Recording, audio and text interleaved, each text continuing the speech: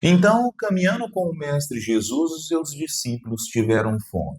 Puseram-se a arrancar espigas que estavam numa plantação e a comê-las.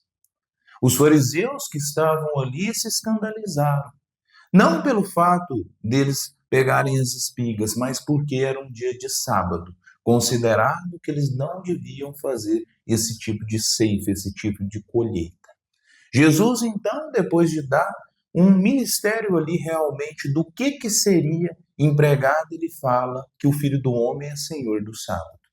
E antes disso mesmo, Jesus já tinha trabalhado sobre essa questão dos cultos exteriores, analisando principalmente o interior. Quer saber sobre isso e muito mais? Venha conosco no estudo sequencial do Evangelho de Mateus, se tratando de um vídeo de apenas 15 minutos, onde nós vamos analisar o Evangelho, porque estudar o Evangelho é mergulhar no amor do Cristo.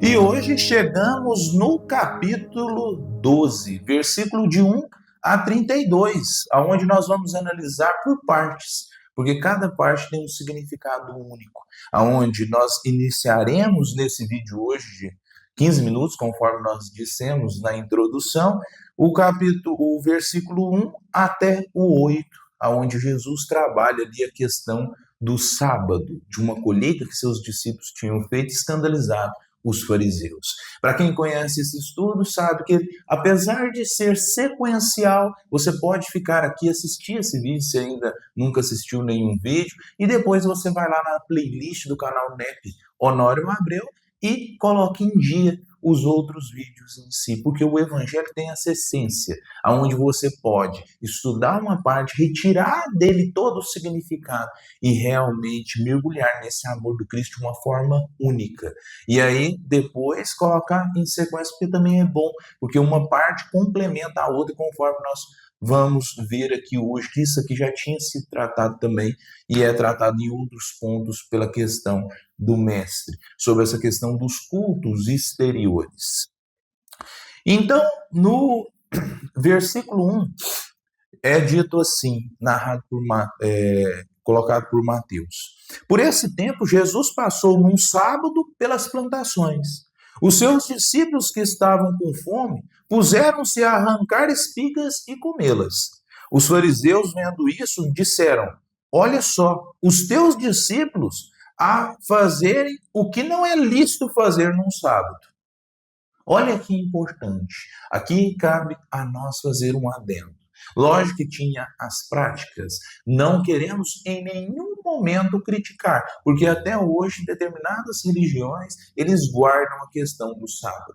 Jesus não estava a criticar essa questão de guardar o sábado. Ele queria mostrar que acima disso tinha a questão da necessidade. A pessoa podia sim fazer e praticar. E é até louvável as pessoas que param nesse dia para poder realmente ter uma conexão maior com Deus. Porque o estudo do Evangelho, você vai ver que ele não é um estudo religioso. Ele é um estudo mais de doutrina de vida, onde Jesus ele não traz uma religião. Ele até, conforme ele fez nessa mesma passagem, ele afasta muitas coisas da religião ali que era profetizada no seu meio, que era o judaísmo em si. Porque ele queria trazer um reino diferente, um reino realmente de ideias e um reino pautado principalmente no amor e de cultos interiores e não exteriores. Pouco importa o que você fazia no exterior, não. É lógico que importava também.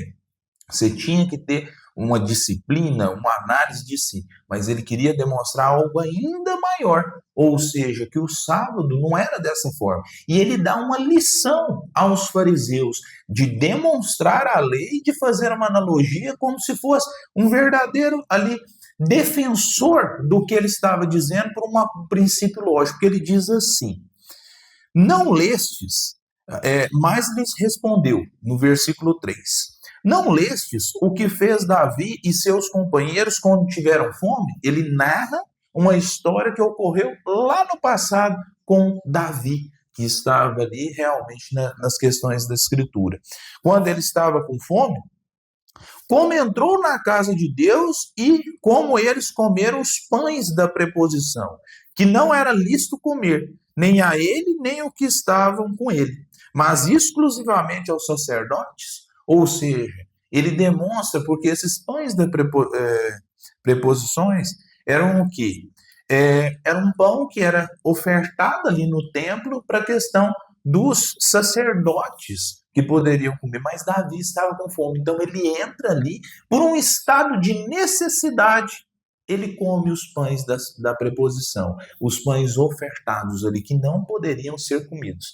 Ou seja, Jesus está demonstrando com isso que num estado de necessidade você pode, sim, quebrar esses tipos de regras. E não, conforme nós dissemos no início, não é afastando totalmente o que tem ali que ser feito. Se você guarda o dia de sábado, muito bem que você pratique ali a sua religião da melhor forma possível. Eu trabalhei com uma pessoa que ele não trabalhava, era de 6 horas de sexta até 6 horas de sábado, e era uma pessoa magnífica. Ele realmente me mostrou muito do que ele tinha para edificar, só que ele tinha uma questão. Eu acho que é nesse ponto que nós devemos analisar. Você pode sim guardar o dia, você pode sim analisar essas questões exteriores, mas o que Jesus queria demonstrar, que em questão de necessidade, não basta nada na questão do exterior. Ele não estava a quebrar a lei, mas ele estava a trazer uma lei ainda maior.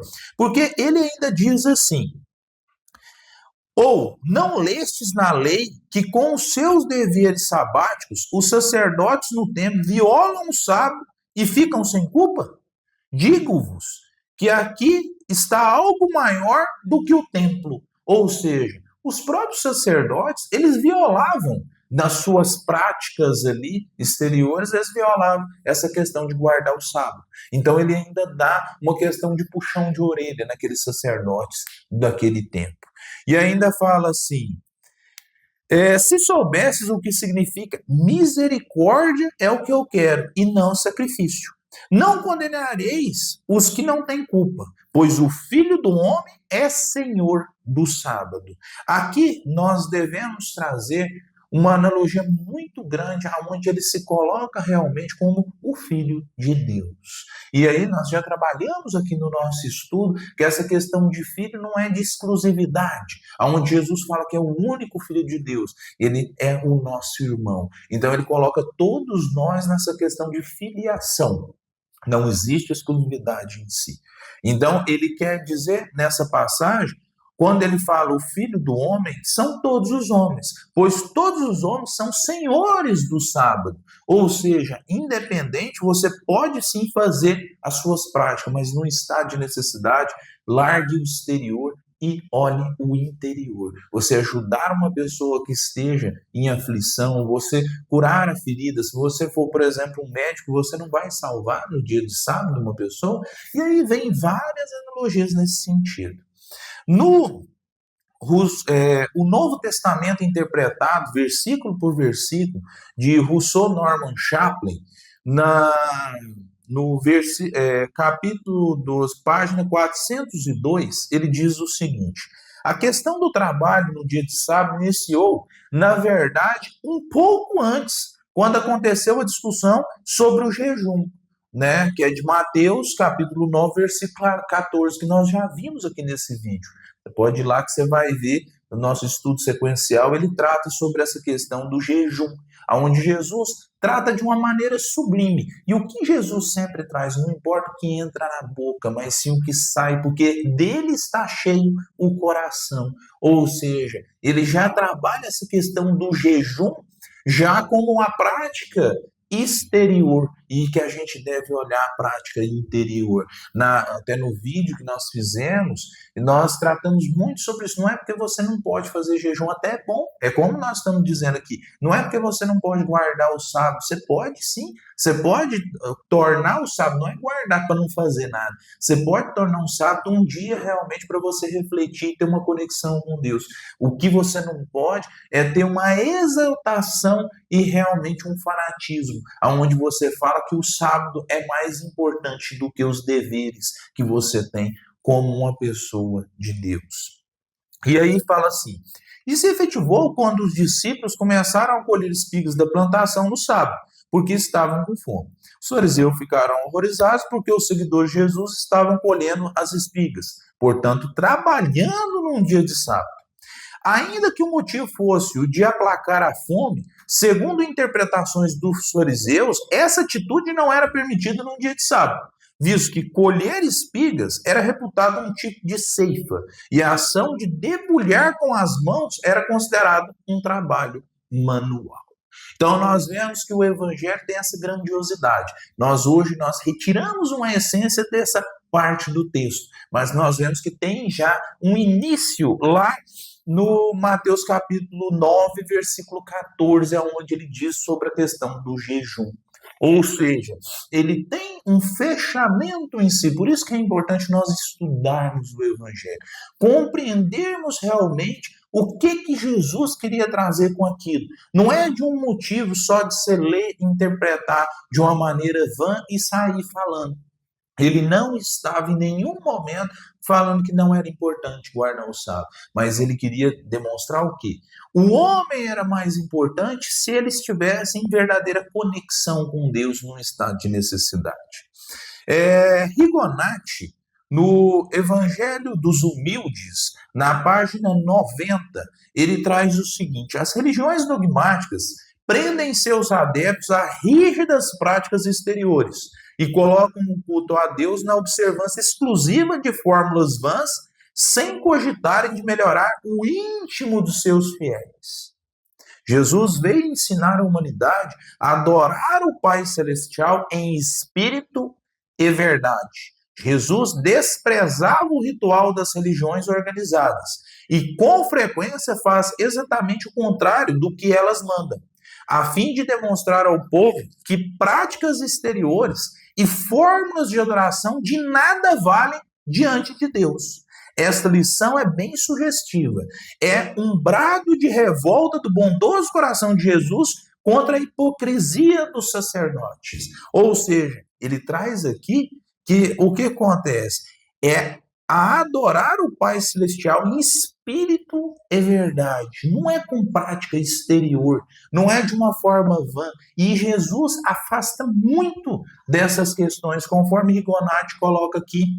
Ele lutava com várias questões do seu tempo, onde ele via que as pessoas estavam fazendo fórmulas, eles estavam fazendo uma prática exterior de oferenda, de jejum, de guardar o sábado, mas de uma maneira que não estava alicerçada realmente naquela conexão e amor a Deus. Porque Deus quer o quê? Deus quer uma mudança íntima. Isso que Jesus traz em todo o seu evangelho. Principalmente ali no Sermão da Montanha, onde ele fixa as bases, nós vemos que realmente ele traz uma base de amor aonde você tem que trabalhar a sua vida. É lógico que práticas exteriores, principalmente se isso vai te ajudar a ter uma conexão maior com Deus, não é que ela deve ser afastada, mas você tem que olhar se você está modificando o seu interior. É isso que Jesus diz, e por isso que eu e tantos outros julgam que ele é o mestre dos mestres, porque ele é mestre, modelo e guia, aonde ele traz de uma maneira leve, conforme nós vimos no outro vídeo do nosso estudo: vinde a mim todos que estáis cansados e sobrecarregados, porque meu jugo é leve e meu fardo é suave. Ou seja, a doutrina de Jesus, ela retira várias questões exteriores e é leve. Ele só fala o quê? O primeiro mandamento em si: amará a Deus acima de todas as coisas e ao próximo como a ti mesmo. Depois vem as outras questões dos mandamentos, mas olha que mandamento simples que você pode praticar na sua vida. E um agradecimento a todos que estão nesse nosso estudo sequencial. É uma satisfação poder estudar aqui, porque nós estudamos em conjunto. Então, o que eu peço para vocês? Comente nesse vídeo o que você está achando, o que você pode complementar desta passagem. Isso é muito importante, é um vídeo curto de apenas 15 minutos, então tem muito ainda a se dizer. E eu convido vocês a ir ali, pelo menos Dizer, ó, eu sou daqui, eu estou aqui, eu estou em São Paulo, por exemplo, várias pessoas falam assim, eu sou de São Paulo, eu sou da Paraíba, eu sou disso. Por quê? Para demonstrar que você está em todo canto, que seja até do exterior, mas você está conectado ao Evangelho de Jesus. E é isso que ele queria.